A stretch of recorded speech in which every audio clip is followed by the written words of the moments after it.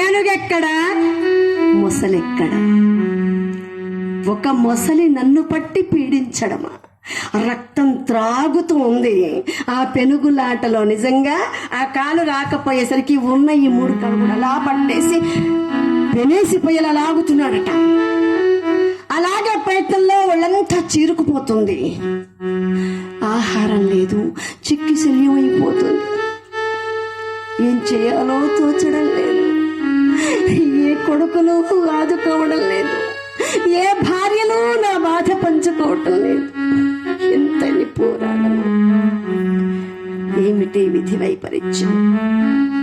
ఏ జన్మలో ఏం పాపం చేశానని ఇంత బాధ అనుభవించడం? ఎవరూ లేరా? చేతన చేతనగా అచేతనగా పడిపోయిందట ఏనుగు రాజు. అచేతన జగన్నికేతన చిదానంద ఘన పాహి మాం పావన సనాతన చేతన అచేతన జనన హరణ హరణ కారణ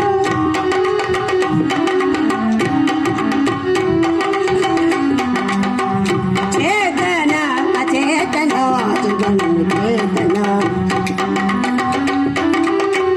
ఆది మధ్య ఆ గుహల్లో, ఆ పర్వత శ్రేణుల మధ్యలో ఈ గజరాజు యొక్క పిలుపు ప్రతిధ్వనిస్తూ ఉందట, ప్రతిధ్వనిస్తూ ఉంది. ఎవని చే జనించు జగము జగము జగమెవని లోపల నుండు లీనమై లీనమై లీనమై ఎవ్వడి ఎందు పరమాత్ముడు ఎవ్వడు, మూల కారణం ఎవ్వడు, సర్వము తానే అయిన వాడెవ్వడు, వాడెవ్వడు సర్వము తానే అయిన వాడెవ్వడు. దాన్ని శరణట్టు శరణట్టు బ్రోవమే. పరమాత్మని అలా స్మరించుకుంటూ ఉంటుంది. ఎవరిచే జయించు జగము. ఎవరు రక్షించేవాళ్ళు, ఎవరు వస్తారు, ఎవరు కాపాడేవాళ్ళు? ఎవ్వరూ లేరు. ఇంకెవరు?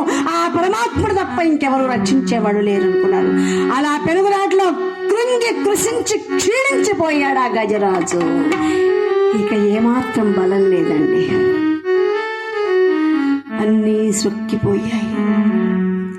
కృషించి నశించి నీరసించి స్వామి పరమాత్మ, ఓ స్వామి నువ్వెలా ఉంటావో నాకు తెలియదు స్వామి. నీ రూపాన్ని నేను ఎప్పుడు చూడలేదు స్వామి. నీ రూపాన్ని నేను ఎప్పుడు చూడలేదు. నువ్వు ఏ ఊళ్ళో ఉంటావో తెలియదు, ఏ ప్రదేశంలో ఉంటావో తెలియదు స్వామి.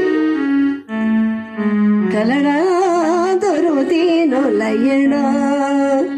ఎక్కడ ఉంటాడు స్వామి? ఎక్కడ చూస్తే అక్కడే కనిపిస్తామని చెప్పాను కదా స్వామి. కలడా దొరుతీను లయ్యడా కలడాదురు పరమయోగి గణముల పాలం. కలడాదురు అన్ని దిశల కలడు కలడనడి వాడు కలడో లేడో.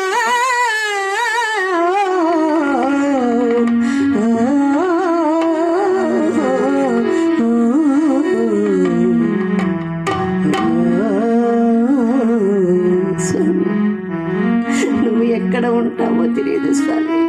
నీ చిరునామేమిటో నాకు తెలియదు స్వామి.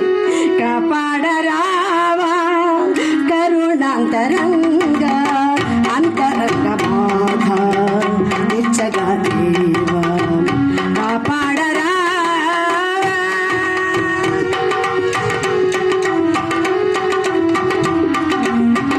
ఎన్నో జన్మల బాయని బంధం ఈ జన్మకి నా తీర్చిన గాథం. ఎన్నో జన్మల బాయని బంధం ఈ జన్మకి నా తీర్చుట చందం. ఎన్నో నోములు నోచిన ఫలము, ఎన్నో నోములు నోచిన ఫలము. రామ్ రామ్ సీతారాం రామ్ రామ్ సీతారాం. సముద్రమునందు నా ప్రాణాన్ని రక్షించు తండ్రి, నన్ను నీలో ఐక్యం చేసుకో. ఒక్కసారిగా ఆ భగవంతుణ్ణి ఆర్తిగా ప్రార్థించాడు. ఏమనుకుంటున్నాడో తెలుసా? ఆ సమయంలో స్వామి ఆర్తిగా అర్థించిందే ద్రౌపదమ్మ. ఆ క్షణంలో నువ్వు కాపాడలేదా స్వామి? ఎన్నో కష్టాలు పెంచుడి ప్రహ్లాదుని రక్షించలేదా స్వామి? నన్నెందుకు కాపాడవయ్యా? నేనేం పాపం చేశాను స్వామి? నన్ను రక్షించు తండ్రి, నన్ను నీలో ఐక్యం చేసుకో స్వామి అని బోరున ఏడుస్తూ ఉన్నాడు ఆ గజరాజు. గ్రహించాడు స్వామి, ఆర్తిగా అర్థించాడు. స్వామి శ్రీమన్నారాయణ నన్ను రక్షించు తండ్రి అని ఆర్తిగా ఎప్పుడైతే అర్థించాడో ఒక్కసారిగా సిరికే చెప్పాడు. శంఖ చక్ర యుగము చదోగి సంధ్యపాడు. ఆర్తిగా పిలుచుకుంటే ఆ పిలుపుతో స్వామి ఎవరికి చెప్పలేదట. సిరికేం చెప్పలే, అమ్మవారికి చెప్పలే. శంఖ చక్రాలు తీసుకోలే, సిరికే చెప్పాడు. శంఖ చక్ర యుగము చేదోయి సంధ్యపాడు. ఏ పరివారమును జీవడు అభ్రగపతి నింపడు. ఆ కర్ణికాంతము తమిళము చెక్కనొత్తడు. వివాద ప్రోద్ధిత సేకు చాపరి చలాంచలమైన వీడడు. గజ ప్రాణవరోత్సాహి రామ రామ రామ రామ రామ రామ రామ రామ రామ రామ రామ రామ రామ రామ.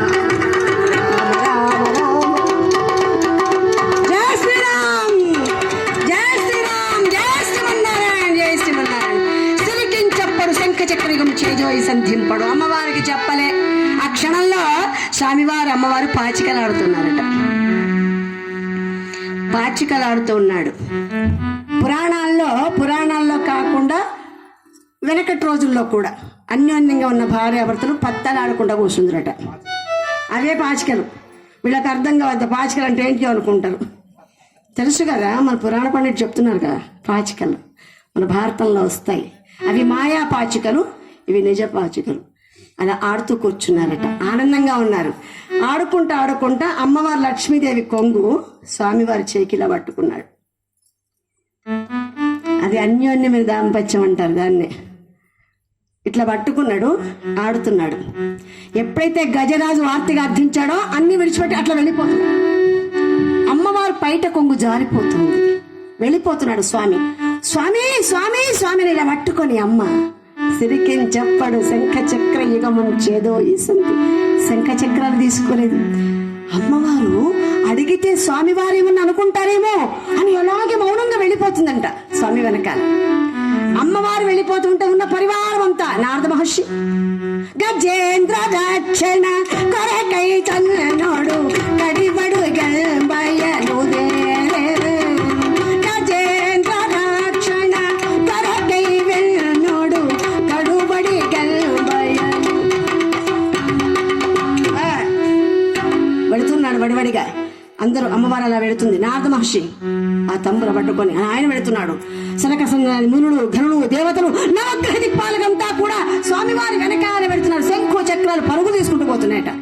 పరివారం అంతా కూడా స్వామివారి వెనకాల వాడు వెళ్ళిపోతున్నాడు. అసలు ఎందుకు పోతున్నాడు? ఏమైంది? ఏం జరిగింది? అమ్మవారి మనసులో అనుకుంటుందంట, ఏ భక్తుడు ప్రార్థించాడు,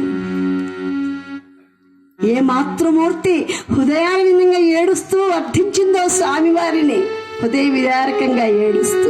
అందుకే వాడు రక్షించడానికి వెళుతున్నాడు నా స్వామి. అమ్మో ఇప్పుడేం మాట్లాడకూడదు అని పవిట ఊడిపోతుంటే ఇలా పట్టుకొని వెళ్ళిపోతుందంట. ఏమిటంటే అదృశ్యం, ఎంత దృశ్యం! నిజంగా మహాద్భుతం అండి. పోతన గారు నిజంగా ఎంత అద్భుతంగా రాశారు భాగవతం, మహాద్భుతం.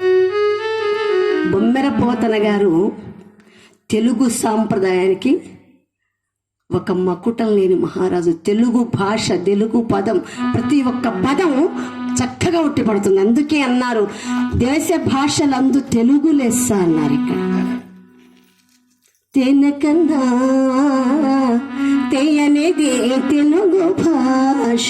తెలుగు భాష అన్ని భాషలు నేర్చుకోవచ్చు, పొరుగు భాషలు నేర్చుకోవచ్చు, కానీ తెలుగు భాషకు ఉండేటువంటి ప్రాధాన్యత మహాద్భుతం. మొన్న నేను ఒక చోట కథ చెప్తూ ఉంటే చాలామంది పెద్దవాళ్ళు కూర్చున్నారు. నా అదృష్టం అండి. ఆయన ఏమన్నారంటే, ఒక పెద్ద ఆయన దాదాపు 70 సంవత్సరాలు ఉంటాయి, మంచి పురోహితులు, మంచి పండితులు. ఆయన తెలుగు భాషను ఖూని చేయకుండా మాట్లాడుతున్నావు, బ్రతుకుతావు పో అన్నాడు. ఖూని అంటే ఒత్తులు లేకుండా, అణాలు లేకుండా ఇలాంటివి ఉంటాయి కొన్ని. ఖూని చేయట్లేదు, సంతోషం అన్నాడు ఆయన. అందుకని ఆ తెలుగు భాష చక్కటి భాష. తెలుగులో మాట్లాడుకుంటే ఉండేటువంటి ఆనందం వేరు. పరభాష జ్ఞానాన్ని సంపాదించు, పరభాష జ్ఞానాన్ని సంపాదించు, కానీ నీ భాషలోని సంభాషించు. తల్లి తండ్రి చెప్పినట్టు మాతృభాష తెలుగు మరచిపోతే వాళ్లను మరచినట్టురా, ఇది మరువబో. అమ్మను మర్చిపోయినట్టే తెలుగు భాష మర్చిపోతే, కన్న తల్లి జన్మనిచ్చిన తల్లిని మర్చిపోయినట్టే. అక్కడ పోల్చారు తెలుగు భాషకి అమ్మకి. కాబట్టి అమ్మ భాష ఎవరు మర్చిపోదు. మన జన్మభూమిని, కన్న తల్లిని ఎవరు మర్చిపోకూడదు. మన భాష మన మాతృభాష. కాబట్టి ప్రతి ఒక్కళ్ళు విన్నటువంటి వాళ్ళందరూ ధన్యం, అదృష్టంగా భావిస్తానండి. ఆ తెలుగు భాషను రక్షించుకుందాం, తెలుగు పదాన్ని రక్షించుకుందాం. ఈ ట్వింకిల్ ట్వింకిల్ లిటిల్ స్టార్ ఇవన్నీ కూడా బంద్ చేద్దాం.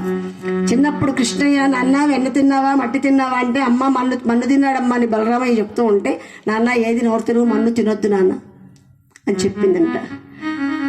చిన్న కృష్ణ మన్ను తినొద్దురా, ఈటింగ్ షుగర్ నో పాప, షుగర్ తినకున్నాను. ఈ తెలుగులోంచి అందులో ప్రవేశించింది. చెప్పుకుంటూ పోతుంటే చాలా ఉంటుంది, సమయం ఎక్కువ లేదు కాబట్టి. ఆ విధంగా ఏడుకొండల వాడ గోవింద గోవింద, లక్ష్మీవరద గోవింద గోవింద అంతే వెళ్ళాడు. శంఖ చక్రాలు వచ్చాయి, 100 అంచులు గల ఆ చక్రాన్ని ఒక్కసారి అలా చేతిలోకి తీసుకున్నాడు. అలా వెళ్ళింది ఆ చక్రం, అలా విసరగానే అలా వెళ్ళి ఆ మకర యొక్క శిరస్సు ఖండించింది. గజరాజు యొక్క రక్తాన్ని త్రాగి త్రాగి త్రాగి తెగపలిసినటువంటి ఆ మొసలి నిజంగా ఆ శిరస్సు ఖండించగానే ఆ రక్తం అంతా కూడా ఎర్రటి మందారాలైపోయాట, నీళ్ళన్నీ కూడా. ఆ మొసలి చావటం, గజరాజు జీవాత్మ పరమాత్మలో చేరిపోవడం. ఏడుకొండల వాడ గోవింద గోవింద, వెంకటరమణ గోవింద గోవింద తనలో ఐక్యించేసుకున్నాడు. ఎవరి మొసలి శాపగ్రస్తుడై పడి ఉన్నాడు. హూహు అనేటువంటి పేరుతో. అతని పేరు హూహు అనేటువంటి గంధర్వుడు. గంధర్వుడు అంటే ఎవరు అంటే, మనం ఏ వేళాపాడా లేకుండా అపశకునాలు మాట్లాడుతూ ఉంటాం. అశ్విని దేవతలు అంటారు, గంధర్వులు అంటారు. వాళ్లే ఈ గంధర్వులు. అశ్విని దేవతలు కూడా వాళ్లే.